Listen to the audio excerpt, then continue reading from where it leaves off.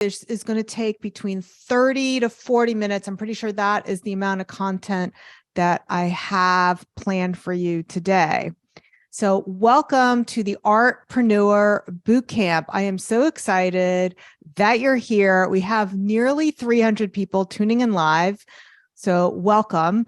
And I want you to know, no matter what kind of art you sell or where you are in your art journey, we're going to get so much out of our time together. Whether you're just starting to think about the idea of selling your art, or you're just getting started, or you've had some success in the past, but what used to work now barely brings in a trickle of art sales. So maybe you've heard from the experts. You need a big social media following or artists' storefronts in order to make sales. You're watching other artists do it so easily. And when it doesn't work for you, it erodes your confidence and can make you feel like you're not good enough. Or maybe your art isn't good enough. So I want to hear from you. I want to see a lot of participation in the chat today. Which best describes you? I'm going to make it easy. It's going to just, you only have to type in 1, 2, or 3. But 1 is if you're just getting started or you're getting ready to. 2 is you've been selling, but you're disappointed with your current sales. Hey, and 3, maybe you're here today because you're killing it, but you're always looking to do better. So I'm going to peek into the chat and see, what do we have here today? Okay, we have lots of 1s. We have lots of 2s. I did see a 3 fly by the way. Someone feels they're between 2 and 3. Okay, so wherever you are in your art journey, whatever stage that you're in, don't worry. You're in the right place. And how do I know this? I remember when I first started selling my art, which was over 20 years ago, I had the same thoughts and fears. So real quick, in case you're new to me, I'm Miriam Schulman. I'm the author of the #1 business book for artists, Preneur. It just came out this year in 2023 with HarperCollins. I'm also the host of the Inspiration Place podcast, which you can listen to on any podcast app. So back in the 90s, you'd find me at the World Trade Center in my Ann Taylor suits. I loved the income and lifestyle, but I felt disconnected from my life purpose. Can you relate to that? Who else feels like you're maybe disconnected? Yeah, I am seeing some yeses in the chat. When 9/11 happened, I knew I couldn't go back to that world. And yet I still didn't believe I could make a full-time living from my art. And I know many of you may have the same thoughts right now. Maybe it's not 9/11 that was your crisis, but we've had this global pandemic, and there's nothing like a crisis that will lift a veil on what isn't working in your life. So back then, I didn't quite believe it, even though I knew I didn't want to go back to corporate. So the first thing I did was I took a job teaching Pilates. I was only painting on the side, and I was teaching Pilates at New York Sports Club. And while working for the gym, I was introduced to selling strategies that the club wanted me to use to sell personal training packages. It was then that I had my aha moment. I realized these time-tested selling strategies could be used to sell anything, including art. And over the last 20 years, I've built a multiple 6-figure art business, and it's a sustainable business that I can count on year in and year out. And this was long before I had a podcast or a book or a coaching practice. So yes, you can have a sustainable art business only selling your art. I've sold thousands of artworks online using Etsy, eBay, my website, and completed literally hundreds of high-end portrait commissions. And yes, I've made my share of mistakes along the way. And not everyone selling their art is successful. I know that, not then and not now. That's why today we're going to break down what you do need and what are just myths. I've coached hundreds of artists who all came in believing one or more of these myths. And to be perfectly honest, I believed them all at one time too. So here's my promise to you. My promise. During our time together, you're going to learn what's holding you back and start taking inspired action on what you do need to do instead. And by the end of this bootcamp, you'll have a complete roadmap for how to sell your art. Okay, so this is even if you hate posting on social media, even if you're an introvert, even if the thought of selling scares the bejesus out of you, and even if you've tried everything and it still hasn't worked. So here's what I want you to do right now. We're going to take your phone out just for a moment, and then I'm going to ask you to put it away. But I love connecting with other artists. This is the number one thing I use Instagram for, is connecting. So send me a DM on Instagram. My handle is @SchulmanArt, and send me the word clarity. And I'm asking you to send me this word because lots of people send me DMs and I don't know what, if they're watching or not. So if you send me this word, then I'll know that you're watching with me. And after we're done today, we can chat later, we can connect. And that's what I love to do. So send me a DM on Instagram, not in the Zoom chat, but on Instagram with the word clarity. And that's how I'll know that you're watching me today. And if you don't have Instagram, no worries. We'll be talking about that today as well. Instagram is not a huge part of what I teach people because there are better strategies. And now that you've done that, put your phone away. Unless you're watching this on your phone, put it away. Put it on airplane mode or whatever. Eliminate distractions. If you're on a desktop or a laptop, close all the other tabs. Silence your phone, shut the door. You deserve this time for yourself. I want you to get the most out of our time together. And I want you to stay with me until the end because we're going to do a very powerful exercise. Also, we are picking 2 winners. I don't know if you guys noticed this when you opted in, but on the opt-in page, we are actually picking 2 winners this week to win a VIP day in New York City with me. And we're going to choose the winners from those who participate all 3 days. So you want to show up today, tomorrow, and Wednesday and be engaged the whole time. That's how we're going to pick the winners, and we'll be announcing them at the end of day 3. Okay, so let me know. Are you ready? Give me some excitement in the chat. Yes, I am seeing it. There we go. Heck, yes. Yes, you are. Thank goodness. Okay, let's do it. The difference between starving artists and successful artists is that successful artists plan for profit. And here are the 5 plans. I'm going to go over them really quickly, but don't worry.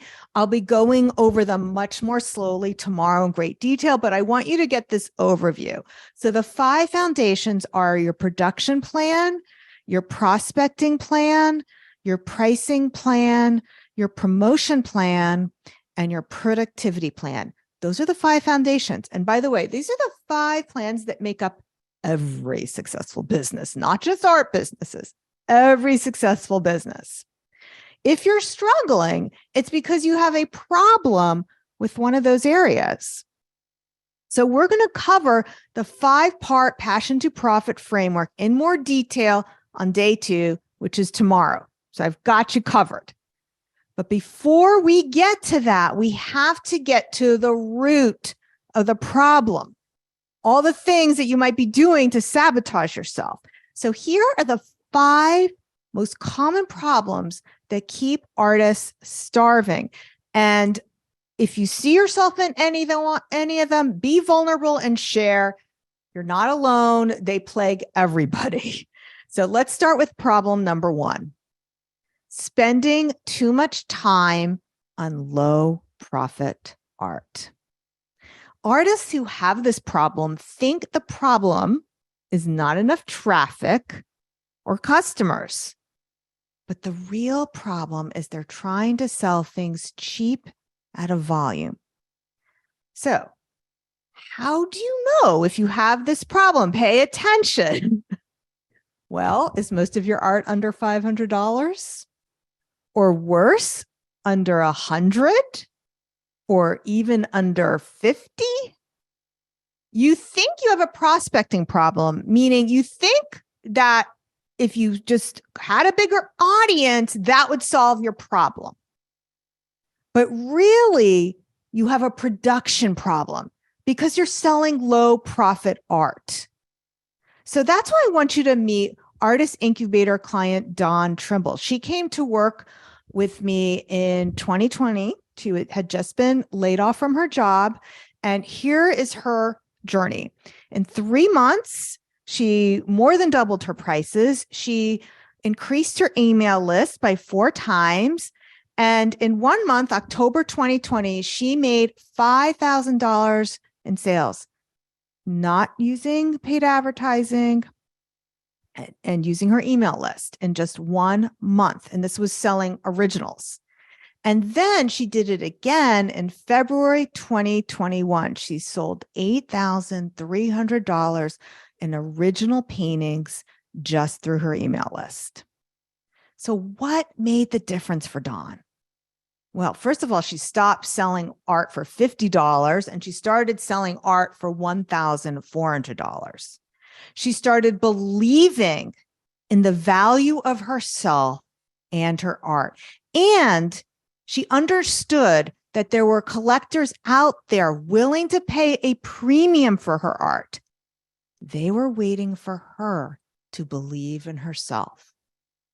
Okay, now we're moving on to problem number 2.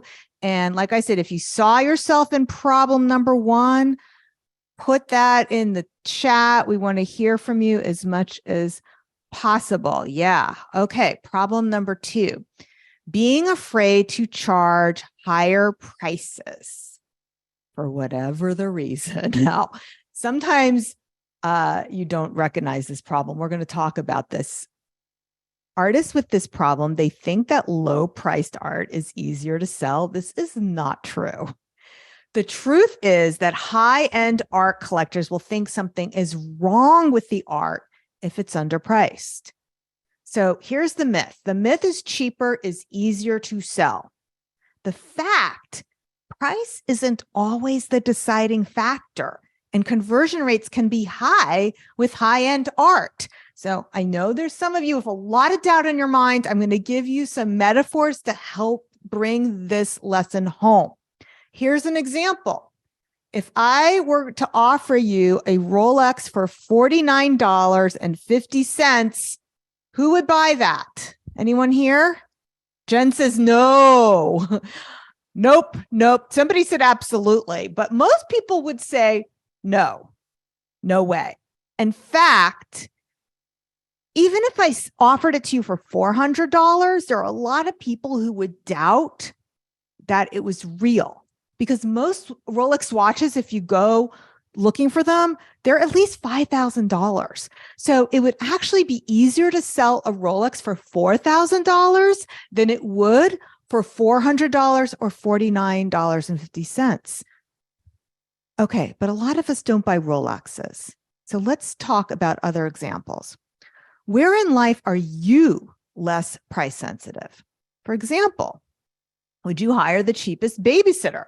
If you knew that the going rate in your neighborhood was $15 an hour, $20 an hour, and I said to you, hey, my cousin Vinny will do it for $5 an hour, would you choose Vinny over somebody else? Probably not. Or if you don't have kids, maybe that metaphor doesn't come home to you, but what about your pet? Would you hire the cheapest vet if your dog needed life-saving surgery and the vet told you it was $2,000 and I said my cousin Vinny would do it for $100? Would you do that? Probably not. And this is what I want you to understand. Art collectors are luxury buyers, and they want art that is reassuringly expensive. Write that down. Art collectors want art that is reassuringly expensive. So, how do you know if you have a pricing problem? Have you said to yourself any of these low profit thoughts? No one buys art at those prices in my town. I'm just starting out. I can't charge my friends, my coworkers, my family. No one's buying art. It's a pandemic, pending recession, an earthquake in Turkey, an election year in the US. These are all things I've heard. And people who don't say things to themselves are more successful because they're the ones who are not afraid to sell their art. They're not afraid to charge high prices. So how do you fix this? Raise your prices. Raise your prices. And overcome pricing drama. Okay, so I'm just going to peek at the chat just to see. Oh, so Ruby says, I've thought all of these. And don't beat yourself up if you have. This is what humans do. It's the way we've evolved to keep ourselves safe. What's really going on is we're afraid of rejection, and our brain comes up with all kinds of reasons why raising our prices won't work for us. So we're trying to keep us safe, but really this is how we sabotage. Okay, so moving on to problem number 3. Treating Instagram like a sales catalog. Usually artists who have this problem think they don't have a big enough audience, or they think they don't know how to sell on Instagram.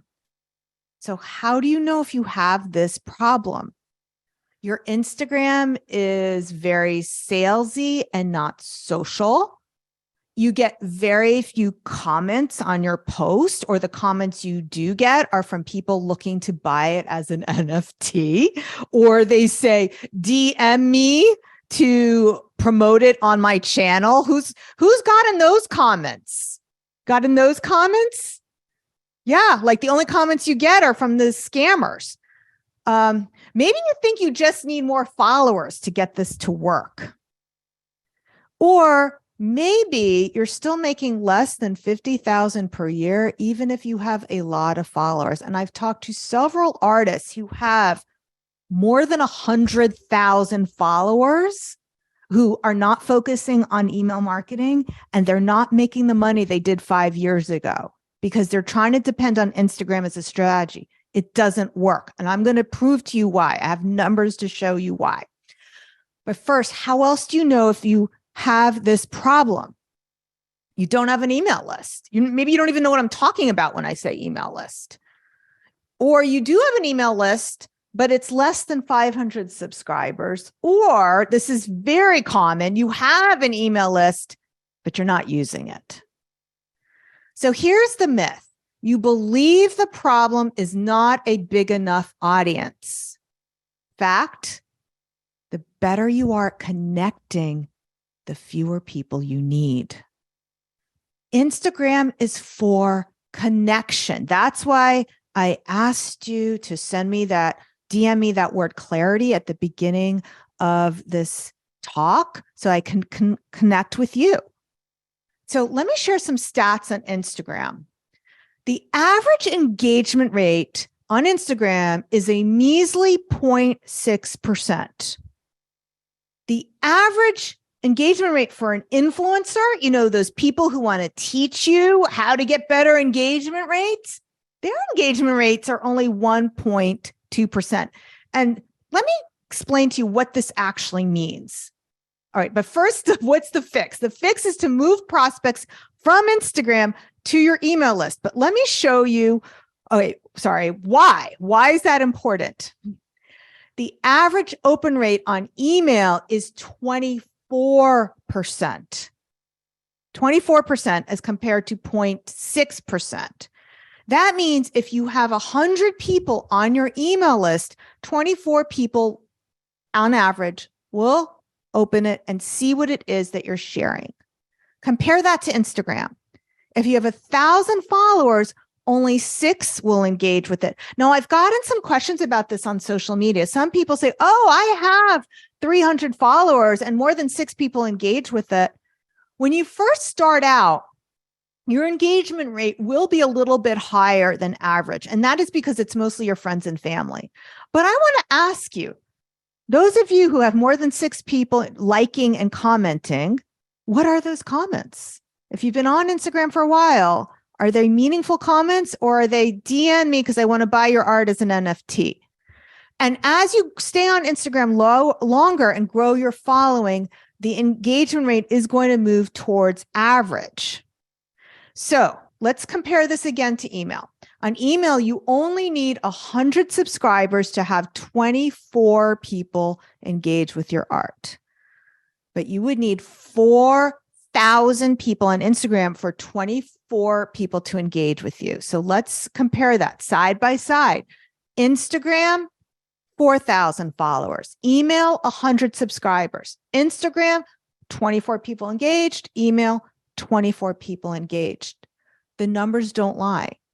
These are not made up numbers. This is based on research. And this research, by the way, comes from early 2022. I wouldn't be surprised if I were to go back to that research. What are the numbers in 2023? Have it dropped even further. The numbers don't lie. This is why it's much easier to make money as an artist when you build an email list rather than trying to build a huge Instagram following. If you have doubts about how email marketing works, we're going to talk more about that tomorrow. And if you're a VIP, you're getting a bonus live training all about building your email list on Thursday. By the way, if you want this bonus session, there's still space to sign up for a VIP. I don't want you to do that right now because I want you to stay engaged with where we are right here. But right before the Q&A, I'm going to tell you how to upgrade to VIP. Okay, moving on to problem number 4. Being afraid to sell. Now, most people who have this problem, they know they have this problem, but there's a lot of people who have this problem who are just not recognizing that they have this problem. So like I said, many artists, they're aware they have it, but sometimes people think, or they believe stories, they think about why selling won't work for them. Things like, it's a recession, it's a pandemic, no one buys art in my town, I'm an introvert, marketing is cringy. So here's the fix. Sell your art in an authentic way that doesn't feel cringy or salesy. You can embrace your inner weirdo and make more sales. That's why I want you to be familiar with Ashley Longshore. Ashley Longshore is a contemporary artist who has gained widespread recognition for her bold and unconventional style. Ashley Longshore has built her success by embracing her unique perspective and celebrating individuality. Her artwork features bright colors, bold lines, and unconventional subject matter, often featuring iconic celebrities and pop culture figures. Her willingness to take risks and experiment with different styles and mediums has helped her stand out in the art world. Longshore is known for her quirky personality and irreverent sense of humor, which she incorporates into her art.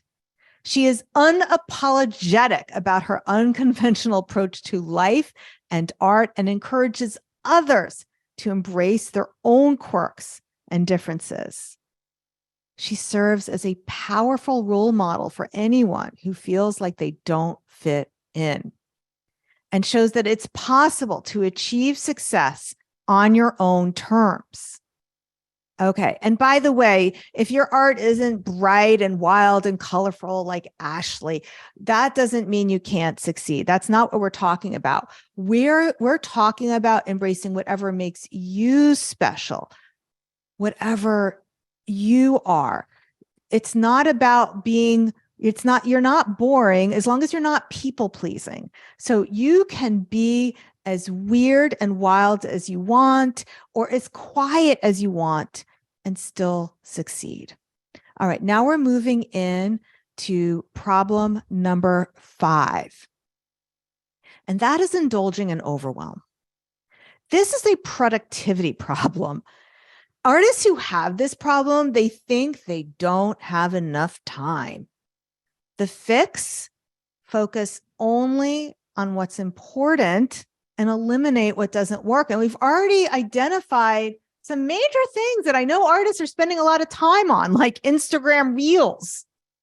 We need to focus on what's really important and eliminate what doesn't work. So let's recap the 5 problems again. And you can put the numbers in the chat that are the problems that you identify with. So number 1, spending too much time on low profit art. Number 2, afraid to raise your prices. Number 3, being salesy on Instagram. Number 4, afraid of selling. Number 5 is indulging in overwhelm. Just peek at the chat. Oh, we got a lot of participation. And some people are saying everything. Okay, these problems are all caused by a scarcity mindset. And what do all 5 of them have in common other than they're caused by a scarcity mindset? What do you think all 5 of them have in common? I'm just going to peek in the chat. Let's see who can guess what they all have in common. Doubt, low confidence, fear, I'm not enough, fear, lies, limiting beliefs, prioritization, fear. Okay. And by the way, nobody is wrong here, because they're all these feelings are things that they have in common, but really the actions cause you to focus on the wrong things. So we always have this model where we have thoughts about things in the world that causes feelings. And so the feeling could be fear or low confidence or whatever it is. And those feelings are going to either inhibit our actions or cause us to do different actions. So it's thoughts create feelings, either drive or inhibit your actions. And when you have fear-based thinking or scarcity thinking, you're going to focus on the wrong things. Most artists struggle not because they aren't working hard enough. I know you're working really hard, but because they're focusing on the wrong things. That's why tomorrow we're going to talk about what you should be doing instead. Now, if you recognize yourself in any of these mistakes, don't worry. You're not alone. You can see everyone in the chat who also feels the same thing. Those of you who are watching this as a recording, there were lots of people who saw themselves in many of these problems and all these problems. It's not your fault. No one has shown you a better way. There's so much bad advice out there from coaches who lack experience and integrity, especially the ones who want to teach you, oh, I'll teach you how to do TikTok and Reels. It's a waste of your time. Let's focus on what really matters. So I get why you feel doubtful about there being a better way. If you do it the way I'm going to teach you in boot camp, and hopefully you'll join me in the Artist Incubator 2, which we're going to talk about in a few days, you'll be able to turn your insight into inspired action. In fact, we're going to turn your insight into inspired action right now. I have a worksheet for you. So now it's your turn. From this point forward, I want you to intentionally declare your identity as an artist. This is going to let the world know that you're ready to claim that identity. At the same time, you'll develop the skill of articulating what you do and why, which is an essential skill for all artpreneurs. That's why I began my book, Artpreneur, with this quote. Every time you state what you want or believe, you're the first to hear it. It's a message to both you and others about what you think is possible. And that's Oprah Winfrey. Okay, We're about to do the Q&A, but before we do, here's a powerful exercise for you. So you can either do this now or wait till the Q&A is over, but just write down in your notebook, schulmanart.com/clarity. Anna's going to pop that link into the chat so you can click on it. And when you're ready, you can download it. We've also included this worksheet on your binge watch page. So after this recording finishes processing, we're going to send everybody this recording so you can watch it again. And there will also be this worksheet attached on that binge watch page for you to work on. So I'm going to tell you what this is. It's about writing your manifesto. I'm going to tell you how it sounded like for me. And I'm pretending I'm doing this back in 2001 right after I quit my job after 9/11. So on this date, September 12th, 2001, I, Miriam Schulman, declare myself an artist. And it feels like a dream come true. Art has always been my passion. It brings purpose to my life and a sense of fulfillment that I can't find elsewhere. My heart swells with joy at the thought of my artwork being cherished by dream collectors who want to immortalize their loved ones through my portraits. The idea of making $50,000 from the sales of my artwork next year fills me with excitement and hope for the future. With this financial stability, I can give my family a life that they deserve, a life full of opportunities and experiences that will help them thrive. The thought of being able to provide my children with everything they need and more without relying on my husband's income makes me feel calm and motivated to build the art business and get past my fears. This financial security allows me to breathe easy and puts to rest any worries about the future. So working through this worksheet, there's lots of prompts that will help you arrive at your own personalized manifesto. This is a very important exercise. Make sure that you take the time to do it and do it before we meet here tomorrow. Okay. Now, remember I said that the VIPs get a bonus training. So if you want